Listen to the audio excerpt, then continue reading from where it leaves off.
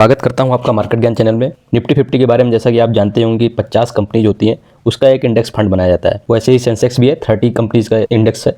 Nifty को लेकर news आ रही है कि हर 6 मंथ में निफ्टी, जैसा कि आपको पता होगा कि रिसफलिंग करती है, कौन कौन सी कंपनीज को इंक्लूड करना है या एक्सक्लूड करना है।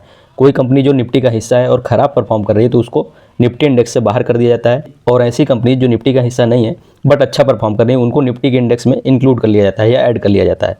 तो वही यहाँ पे न्यूज़ आ रही है कि एविएशन सेक्टर की कंपनी इंडिगो और हेल्थ सेक्टर की कंपनी मैक्स हेल्थ केयर, इन दोनों को इंक्लूड करने वाले हैं। और जो दो कंपनीज जिनको बाहर करेंगे इनकी जगह पे, इंडसइंड बैंक जो कि काफ़ी ख़राब परफॉर्म भी कर रहा था, और हीरो मोटोकॉर्प, इन दोनों स्टॉक्स को निफ्टी 50 से बाहर कर दिया जाएगा और इंडिगो और मैक्स हेल्थ केयर को इंक्लूड कर दिया जाएगा। जैसा कि आपको पता होगा इंडिगो एविएशन सेक्टर से बिलोंग करती है और इंडिया का जो एविएशन सेक्टर काफ़ी ज़्यादा तेज़ी से एक्सपेंड कर रहा है। अपने पिछले कई वीडियोज़ में डिस्कस भी किया है। हमने एक वीडियो भी बनाया था सेपरेटली जिसमें केवल एविएशन सेक्टर का जो ग्रोथ पोटेंशियल है 2047 तक क्या टारगेट्स हैं इनके, उसके बारे में डिटेल में डिस्कस किया था। इंडिया का एविएशन सेक्टर है उसमें काफ़ी तेज़ी से एक्सपेंशन हो रहा है दोनों चीज़ों में। एक तो फ्लीट साइड, मतलब एयरक्राफ्ट का नंबर काफ़ी तेज़ी से इंक्रीज हो रहा है। 2014 में जो एयरक्राफ्ट का टोटल नंबर था 400 के आसपास, वो अभी 2024 तक मतलब 10 सालों में डबल हो गया, 800 फ्लीट का साइज हो गया। और 2032 तक फ्लीट का साइज का जो टारगेट रखा गया है वो 2400, मतलब अभी जो साइज है उसका ट्रिपल। काफ़ी तेज़ी से या बोलिए एक्सपोनेंशियल एक्सपेंशन हो रहा है फ्लीट साइज में।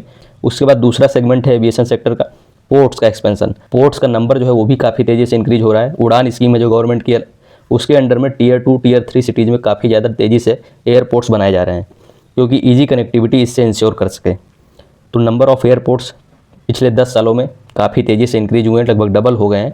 और वैसे ही सेम जैसा कि फ्लीट साइज इंक्रीज हो रहा है वैसे ही एयरपोर्ट्स का नंबर भी आने वाले 10 सालों में इंक्रीज होने वाला है। तो इसलिए इस सेक्टर का वेटेज जो है निफ्टी 50 में अभी तक नहीं था। तो एविएशन सेक्टर को इंक्लूड करने के लिए, क्योंकि इतना तेज़ी से एक्सपेंशन हो रहा है, इतना तेज़ी से ग्रोथ है इसमें, टूरिज्म इंडस्ट्री काफ़ी तेज़ी से ग्रो कर रही है, इसलिए इस सेक्टर को इंक्लूड करना काफ़ी इंपॉर्टेंट था निफ्टी 50 में। उसके बाद मैक्स हेल्थ केयर काफ़ी अच्छा परफॉर्म कर रहा था, काफ़ी अच्छे रिटर्न्स बना के दिए हैं। जो हेल्थ केयर सेक्टर है वो भी काफ़ी तेज़ी से एक्सपेंड कर रहा है। आज ही हम न्यूज़ में पढ़ रहे थे, जो हेल्थ केयर टूरिज्म है वो काफ़ी तेज़ी से इंडिया का इंक्रीज हो रहा है। हेल्थ केयर टूरिज्म का मतलब जो फॉरेन कंट्रीज हैं वहाँ पे health care services easily available नहीं है, वहाँ से जो टूरिस्ट लोग हैं, वहाँ से पेशेंट लोग हैं, वो इलाज के लिए इंडिया में आते हैं। मैं पढ़ रहा था कि पिछले 4 साल में 2020 से 2024 तक जो हेल्थ केयर टूरिस्ट से इंडिया में विजिट कर रहे थे उनका नंबर्स लगभग 4 गुना हो गया है। तो हेल्थ केयर सेक्टर भी काफ़ी तेज़ी से एक्सपेंड कर रहा है। अभी जो निफ्टी बैंकिंग स्टॉक से डोमिनेटेड है उसको रिसफल करके थोड़ा सा वेटेज जो है हेल्थ केयर सेक्टर का, और एविएशन सेक्टर तो एग्जिस्ट ही नहीं करता था, तो उसको भी यहाँ पे वेटेज दिया जाएगा निफ्टी 50 में। इसके पहले भी कई रिसफलिंग हुई हैं, जैसे कि आपको पता ही होगा जोमेटो इटर्नल के नाम से जो लिस्टेड है कंपनी, और जियो फाइनेंशियल सर्विसेज को पिछले जो रिसफलिंग हुई थी हर 6 मंथ में होती है, तो लास्ट जो रिसफलिंग थी उसमें जोमेटो और जियो फाइनेंशियल सर्विसेज को निफ्टी 50 का हिस्सा बनाया गया था। उसके पहले की अगर बात करें पिछले साल 2024 सितंबर मंथ में जो इंक्लूड किया गया था ट्रेंट और भारत इलेक्ट्रॉनिक्स लिमिटेड BEL, इनकी जगह में जो जिनकी स्टॉक्स को हटाया गया था निफ्टी 50 से, LTI माइंट्री और डिवीज लेबोरेटरी, ये दो कंपनीज काफ़ी ख़राब परफॉर्म कर रही थी, इसकी वजह से इनको निफ्टी 50 से बाहर कर दिया गया था और ट्रेंट और BEL को इंक्लूड कर लिया गया था। इस रिसफलिंग का रीजन तो हमने जान लिया कि वेटेज देने के लिए, या कोई ख़राब परफॉर्म कर रही है कंपनी तो उसको बाहर कर दिया जाएगा। जो कंपनी निफ्टी से बाहर है बट अच्छा परफॉर्म कर रही है उनको इंक्लूड कर दिया जाएगा। बट आखिर उन कंपनीज को फ़ायदा क्या होगा इस इंक्लूजन से या एक्सक्लूजन से, क्या नुकसान हो सकते हैं? तो जो इंक्लूजन हो रहा है उसको अच्छा देखा जा रहा है, इसका मतलब उन कंपनीज को फ़ायदा होने वाला होगा जो इंक्लूड की जा रही हैं। बट जो कंपनीज बाहर की जा रही हैं उनको नुकसान होगा, क्योंकि ये एक अच्छा मूव माना जाता है कि कोई कंपनी निफ्टी 50 में इंक्लूड कर ली गई है। सबसे पहले समझ लेते हैं कि फ़ायदा हो रहा है तो कितना फ़ायदा हो रहा है इन दोनों कंपनीज़ को। तो नुआमा इंस्टीट्यूशनल इक्विटीज़ जो कि एक ब्रोकरेज फर्म है, उनका मानना है कि इंडिगो एयरलाइंस को 507 मिलियन, मतलब कि लगभग 4400 करोड़ के आसपास का फ़ायदा हो सकता है इस निफ्टी रिसफलिंग की वजह से।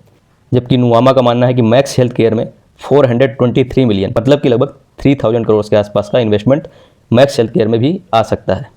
तो ये तो हुआ फ़ायदा, लेकिन फ़ायदा आखिर होता क्यों है ये यहाँ पे समझते हैं। तो सबसे पहला फ़ायदा आपका होगा कि मान लीजिए आप हैं और फॉरेन कंट्रीज़ में कहीं भी आप देख रहे हैं कि किस कंपनी में हमको इन्वेस्टमेंट करना है, तो सबसे पहला काम, जो बहुत ज़्यादा रिसर्च नहीं करना चाहते हैं, बहुत ज़्यादा डीप एनालिसिस नहीं करना चाहते हैं, तो वो लोग क्या करते हैं कि जो उस कंट्री का इंडेक्स है उसमें डायरेक्टली जाते हैं और कौन कौन सी ऐसी कंपनीज हैं जो इंडेक्स का हिस्सा है और उन्हीं में डायरेक्टली इन्वेस्टमेंट कर देते हैं।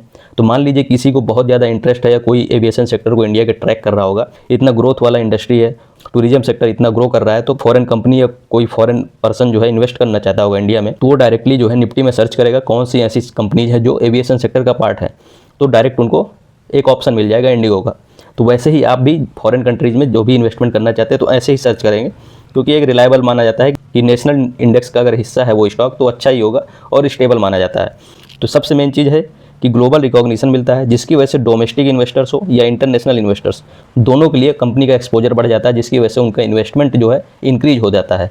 दूसरा सबसे इंपॉर्टेंट रीजन जिसकी वजह से निफ्टी 50 इंक्लूजन में काफ़ी ज़्यादा कंपनीज को फायदा होता है, म्यूचुअल फंड या एक्सचेंज ट्रेडेड फंड्स ETFs या इंस्टीट्यूशनल इन्वेस्टर्स जो होते हैं, जैसे आप ही अगर म्यूचुअल फंड में इन्वेस्टमेंट करते हैं तो वो लोग क्या करते हैं कि इंडेक्स फंड हुआ, निफ्टी 50 का हिस्सा हुआ, सेंसेक्स का हिस्सा हुआ या गोल्ड हुआ, बॉन्ड मार्केट हुआ, इन सब में जो है अलग अलग परसेंटेज डिवाइड कर देते हैं म्यूचुअल फंड्स की, इतना परसेंटेज हम इस पर्टिकुलर सेक्टर में इन्वेस्ट करने वाले हैं। तो जो इंडेक्स में डिसाइड किया गया कि अभी तक इंडिगो अगर निफ्टी 50 से बाहर था, मतलब कि जो निफ्टी इंडेक्स में जो भी म्यूचुअल फंड्स इन्वेस्ट करते थे, इंडिगो में एक भी इन्वेस्टमेंट नहीं होता था।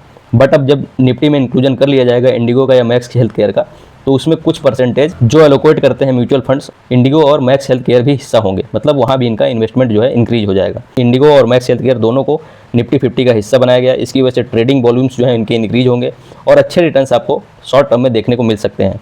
और उसके हमने रीजन्स डिस्कस किए, जो डोमेस्टिक इन्वेस्टर्स हैं, म्यूचुअल फंड्स, इंस्टीट्यूशनल इन्वेस्टर्स हुए, एक्सचेंज ट्रेडेड फंड्स ETFs, इनकी वजह से काफ़ी ज़्यादा इसमें ट्रेडिंग वॉल्यूम्स देखने को मिलेंगे। उसके बाद ग्लोबल इन्वेस्टर्स भी जो है, जो इंडेक्स स्टॉक्स होते हैं उनको ट्रैक करते हैं, इसकी वजह से FIIs का भी इनफ्लो इन दोनों कंपनीज में देखने को मिल सकता है। तो धन्यवाद, मिलते हैं अगले वीडियो में।